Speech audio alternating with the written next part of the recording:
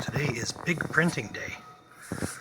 I haven't made a big print like this in a little while. Excuse my mess.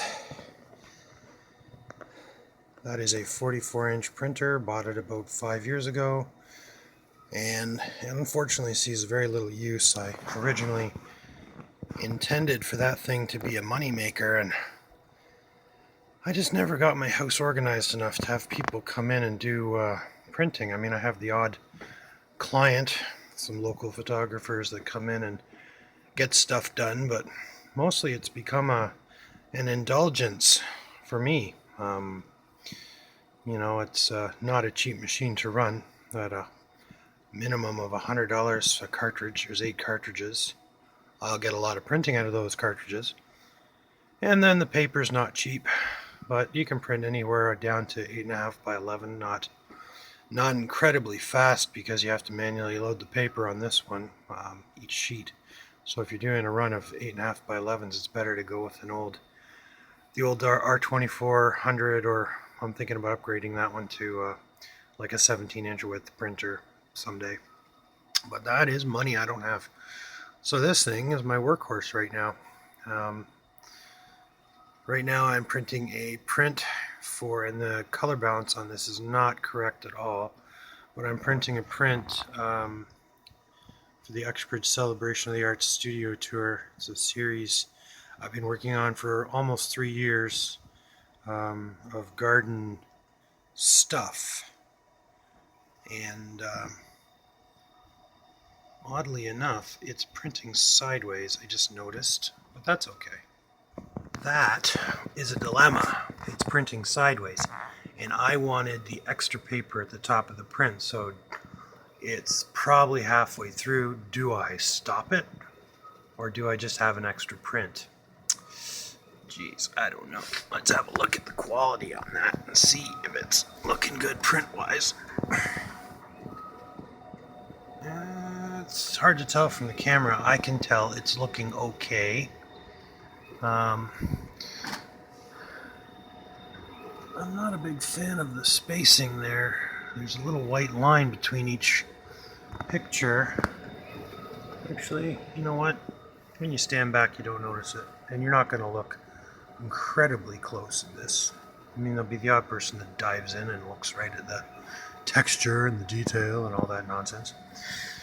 I'm going to let it print out, because I think my roll might... Yeah, I still have 40 feet of paper here, so I think that'll be okay.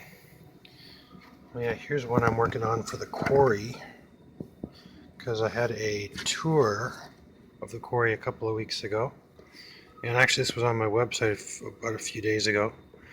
But I was having problems with banding. As you can see, there's banding there. And just general like lines and stuff. You can see them actually in the video there. And this, this is 2 sets of prints that I made for my dad to give to Robert Ralph Carmichael's widow. He passed away recently. He's the guy that created that thing, the Canadian loonie. Well, he didn't create the coin, he created the design. And he passed away, so unfortunately, and we're close. My dad was close friends with him, and I knew him as well. And I actually stayed at his house a few times when I was younger. I think the last time I probably saw him was 1995, though, because we were going out to me and my dad did a trip out to the the west coast of Canada to, my mom was teaching out there, so we were picking her up, so we drove the truck across, and we stopped there, which is about, I think, a 4-hour drive from my dad's house. So that was the last time I saw him, and my dad has been in contact with him for quite a long time. So we are printing.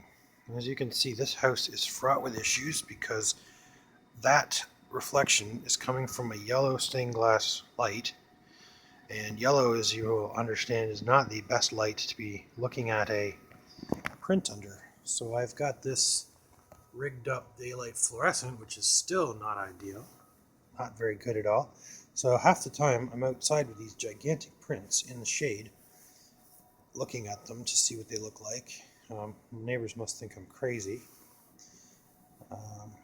And then sometimes I just go with the flow, and hopefully that fluorescent light's okay. I'll look at them under a regular tungsten light. I have a bank of just regular halogen lights there, and that's where our picture wall is. So that's a good way to look at them as well, because most people will display a print under that kind of lighting anyway. So, well, this is coming along nicely. Let's let's end it there.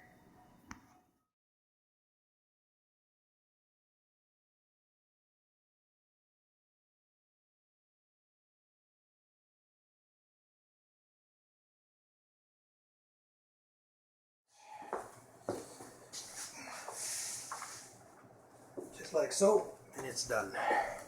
Let's see here, let's adjust this a little bit. And this is one of the jankiest little rigs I've ever used. There, it works. There you go. That gives you an idea of the size of that print. It's pretty big. 44 by, that's as wide as I can go. And yeah, I could go 100 feet if I wanted to, but that's a nice square print. And I think I'm pretty happy with it.